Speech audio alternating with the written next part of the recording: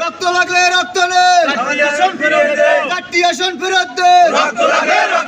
রক্ত লাগলে রক্ত নেই। মোংলা রামপাল বাগেরহাট ৩ আর সংসদীয় আসন সহ বাগেরহাট জেলার 4টি আসনই পুনর্বহালের দাবিতে কিন্তু আবার নূতন করে কর্মসূচি ঘোষণা করেছে কেন্দ্রীয় নেতৃবৃন্দ সহ স্থানীয় নেতৃবৃন্দরা। তারা কিন্তু 4 দিনের কর্মসূচি ঘোষণা করেছে। তার মধ্যে আজকের প্রথম দিন সোমবার কিন্তু সকাল 6টা থেকে সন্ধ্যা 6টা পর্যন্ত কিন্তু একটানা হরতাল পালন করছে স্থানীয় লোকজন। তাদের দাবি হলো বাগেরহাট জেলার ভিতরে মোংলা রামপাল সংসদীয় আসন 3 সহ 4টি আসনই পুনর্বহাল রাখতে হবে। সকাল 6টা থেকেই কিন্তু এখানকার যারা মানুষ যারা রয়েছে তারা সকল ব্যবসা প্রতিষ্ঠান বন্ধ করে, তারা দোকানপাট বন্ধ করে কিন্তু হরতাল পালন করছে। এটি পূর্ব ঘোষণা অনুযায়ী যে সর্বদলীয় সম্মিলিত যে কমিটির নেতৃবৃন্দ যারা রয়েছে তারা কিন্তু পূর্ব ঘোষণাই দিয়েছে যে এই 4 দিনের কর্মসূচি তারা কিন্তু কঠোরভাবে পালন করবে। তার প্রথম দিন আজকের সকাল সন্ধ্যা হরতাল পালন করা হচ্ছে। আগামী দিন রয়েছে বিক্ষোভ কর্মসূচি। এরপর বুধ এবং বৃহস্পতিবার টানা 48 ঘন্টা তারা হরতাল পালন করবে। দেশ স্বাধীনের পর থেকে প্রায় 1973 সাল থেকে এই এলাকায় বাগেরহাটের 4টি আসন ছিল, কিন্তু এ পর্যন্ত যতগুলো সিইসি আসছে পুরো সিইসি কিন্তু এই 4টি আসন কিন্তু বাদ দেয়নি এবং এটাকে 4টি আসনে বহাল রেখে নির্বাচন দিয়েছে। অবরোধে জনগণের ক্ষতি হয়।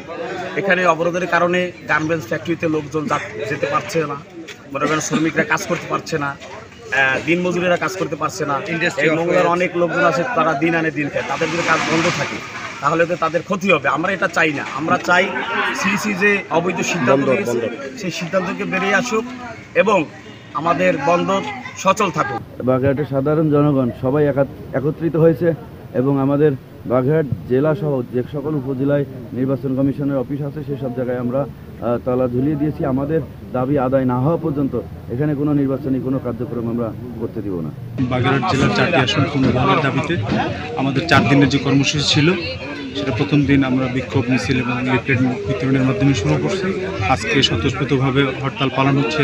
রাস্তাঘাট, ফেরিঘাট, লঞ্চ পারাপার, স্কুল, কলেজ, মাদ্রাসা, ব্যাংক টোটাল সবই বন্ধ। নির্বাচন কমিশনের কাছে আমাদের দাবি আমাদের মোংলা রামপাল সহ বাগেরহাটের 4টি আসন ফিরিয়ে দেওয়ার জন্য, না হলে এর চাইতে আরও বড় কঠিন আন্দোলন হবে সামনে। সকাল থেকে মোংলা ঘষিয়াখালী যে নৌকানা সেখান থেকে কোনো নৌযান চলাচল করেনি এবং এখান থেকে সকল কিছু কার্যক্রম বন্ধ রাখা হয়েছে। আমরা দেখাতে পাচ্ছি যে এখানে যে নদী পারাপার এখান থেকে প্রায় 60 থেকে 70 হাজার লোক এখান থেকে এপার থেকে ওপার পারাপার হয়। এখানে ইপিজেডের 90% কর্মী কিন্তু মোংলা এপার থেকে ওপারে পার হয়ে যায়। সকাল থেকে কিন্তু সেই পারাপার সম্পূর্ণ বন্ধ রয়েছে। তবে যে সমৃদ্ধ কমিটির যে দাবি, নির্বাচন কমিশন তার সিদ্ধান্ত থেকে যদি ফিরে না আসে এবং বাগেরহাট জেলার 4টি আসন যদি পুনর্বহাল না রাখে তাহলে ভবিষ্যতে আরও বড় কর্মসূচি পালন করবে এখানকার নেতৃবৃন্দ সহ স্থানীয়রা। মাহমুদ হাসান, সময় সংবাদ, মোংলা।